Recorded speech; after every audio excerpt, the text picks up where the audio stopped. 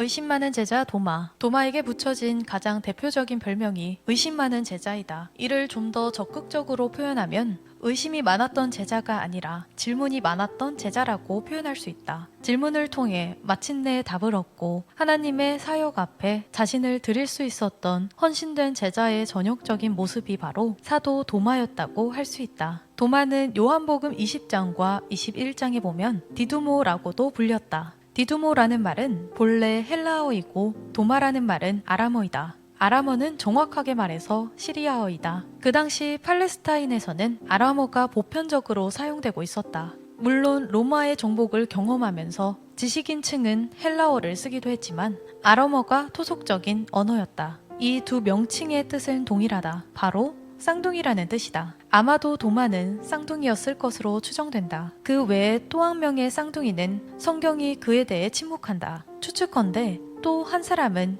예수님을 믿지 않았거나 예수님의 제자가 아니었을 가능성이다. 쌍둥이들을 키우기 힘든 이유는 두 아이에게 동일한 대우를 하지 못하게 되면 한쪽이 시기하거나 질투할 가능성이 많다. 아마도 이런 성장 배경에서 쌍둥이로 자랐기 때문에 때로는 의심도 많고 질문도 많은 성향을 가지게 되었을 가능성을 충분히 짐작해 볼 수 있다.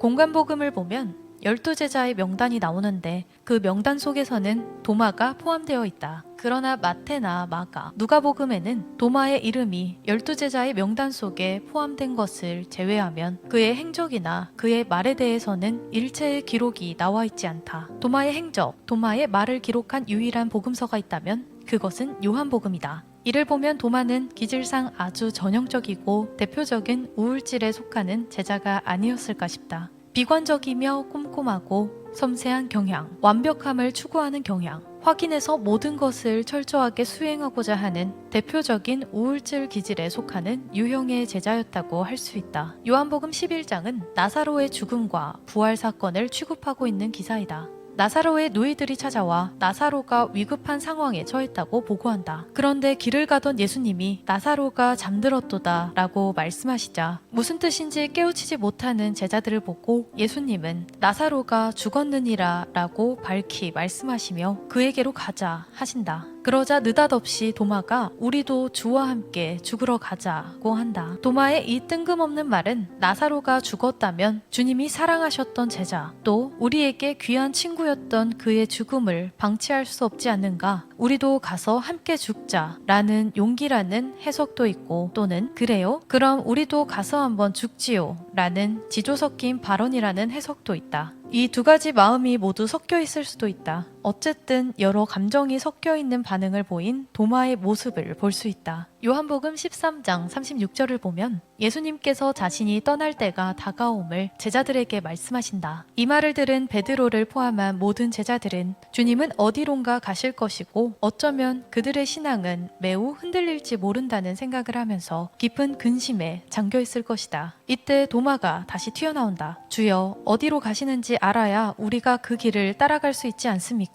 무언가를 확인하고 싶은, 분명하게 하고 싶은 우울질 특유의 확인 및 철저함을 요구하는 제자의 모습을 여기서도 확인할 수 있다. 그리고 예수님이 부활 이후 제자들에게 처음 나타나셨을 때 도마는 그 현장에 있지 않았다. 다른 사람을 통해 소식만 들었다. 그런데 그 소식을 듣자마자 그가 보여주었던 반응은 내 눈으로 못자국을 보고 내 손을 그 옆구리에 넣어보지 않고는 절대로 믿을 수 없어 였다. 이 때문에 의심 많은 제자라는 말을 듣지만 또 다른 관점에서 본다면 도마는 부활의 현장을 확인하고 싶은 것이다. 도마가 정말 예수님의 옆구리에 손을 넣어봤는지는 성경은 기록하지 않고 있다. 그러나 그는 마침내 진정한 해답을 얻었다. 그런 면에서는 그는 절망적인 회의론자가 아니라 구도적인 회의론자, 답을 얻기 위해 정직하게 질문을 던졌던 사람으로 보는 게 더 타당하다. 고통과 갈등을 품고만 있는 사람이 제일 위험한 사람인 반면에 자신의 고통과 갈등을 말하는 사람은 이미 해결을 시작하고 있는 사람이다. 도마는 질문을 통해 답을 얻었고 그 질문을 통해 우리는 예수님의 대답들을 얻었다. 어디로 가시는지 알아야 예수님을 따를 수 있다는 도마의 질문 앞에 예수님이 하신 유명한 대답 중 하나가 내가 곧 길이요 진리요 생명이니로 시작되는 말씀이다. 도마가 질문했기에 이 위대한 대답을 듣게 되었다. 도마는 부활 후 처음 예수님이 오셨을 땐 제자들과 함께 있지 않았다. 그러나 8일 후 다시 오셨을 때는 함께 있었다. 그리고 예수님을 뵈었다.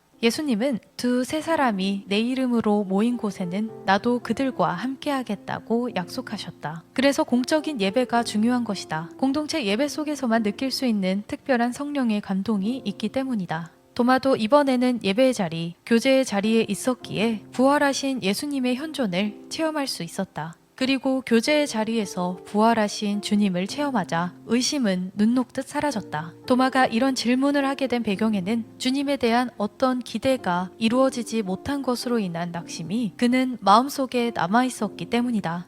부활하신 예수님을 만난 후 도마는 제자들과 항상 같이 있었다. 교제의 자리를 떠나지 않았다. 그래서 사도행전 1장 13절에 나타난 제자들의 명단 속에도 도마가 있고 마가의 다락방에서 성령 강림을 기대하는 대열 속에도 있었다. 도마는 부활 이후 교제의 자리를 굳게 지켰다. 교회의 전승에 의하면 도마는 페르시아를 거쳐 마침내 인도에 도착했다. 그리고 지금의 첸나이 근처에서 전도하다가 그곳 원주민이 던진 창에 찔려 순교하였다. 그는 찔림을 당하면서도 무릎 꿇고 기도하며 주를 예배하나이다만 반복해서 외쳤다. 도마는 인도 선교사였던 윌리엄 캐리와 함께 인도 그리스도인의 가슴 속에 깊이 새겨진 인물이 되었다.